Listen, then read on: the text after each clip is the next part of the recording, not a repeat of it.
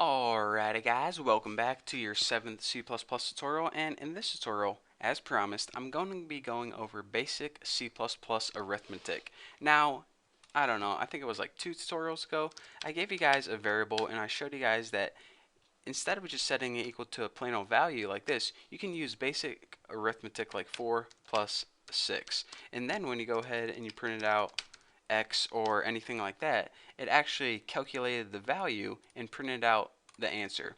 So go ahead and run this and you see that X now equals 10, 4 plus 6.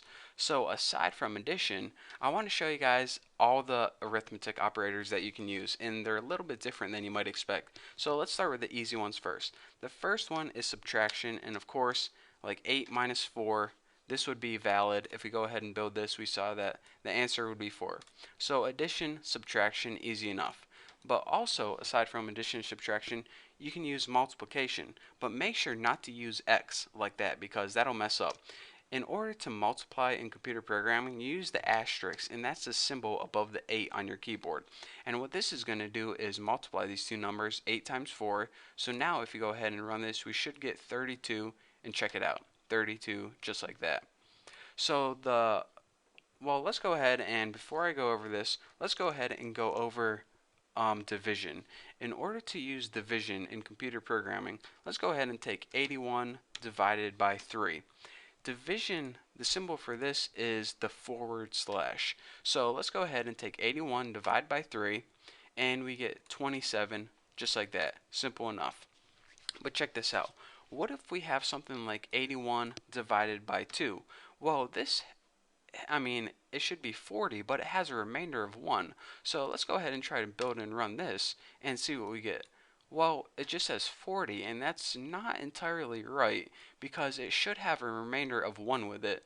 So we're saying, alright, we're working with integers right here, and we don't know any other data types, so how can we get that remainder? Well, whenever we want to use the remainder, we need to use something called the modulus operator, and that is the percent sign like this.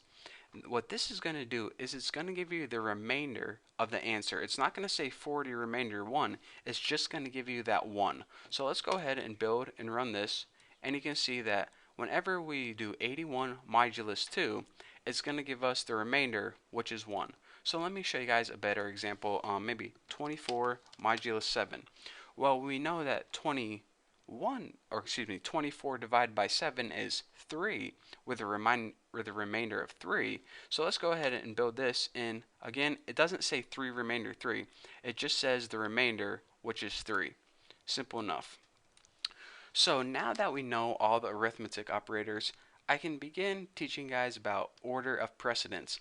Now, aside from just, one number arithmetic operator, another number, you can have complex calculations like 6 times 4 plus 8 times 4 plus 9 divided by 20. And if we go ahead and build and run this, let's see what we get. 56. We're saying, alright, so what order is this doing this in? Is it doing 6 times 4 and then plus 8? Or is it doing, 4 plus 8 and then times that by 6? Because depending on how you do it, it's going to come out with a different result. So the basics is this.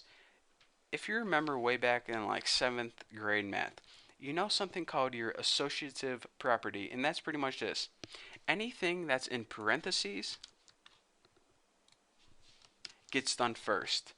If you don't have any parentheses, it goes like this. It does all the multiplication and division, which would be this, this, and this. It's going to do that first, and then it's going to do your addition and subtraction.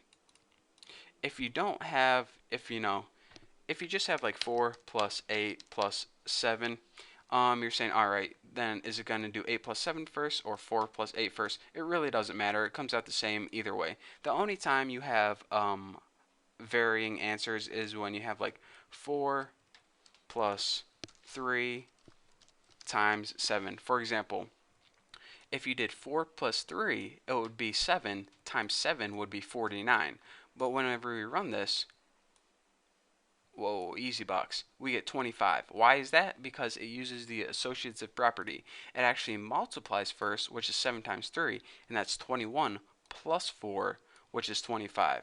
So again, if you want to explicitly say 4 plus 3 first, you need to surround that in parentheses. So now whenever we build and run this, it's going to run your parentheses first and say, alright, 4 plus 3 equals 7 times 7 equals 49. So remember, the rule is this: parentheses first, then your multiplication and division, and then your addition and subtraction. So remember that, and if you get confused, it's called the associative property. You should have learned it in like 8th grade math or 9th grade math or maybe 7th grade. I don't know. I can't remember. It was a long time ago. For now, that's all I want to talk to you guys about: basic arithmetic and how it works in C++. So for now, that's all you guys get. So thank you guys for watching this tutorial. If you have any questions, go to my website, thenewboston.com, and click on forum, and you can ask me there. So one last time, thank you guys for watching. Don't forget to subscribe, and I'll see you next video.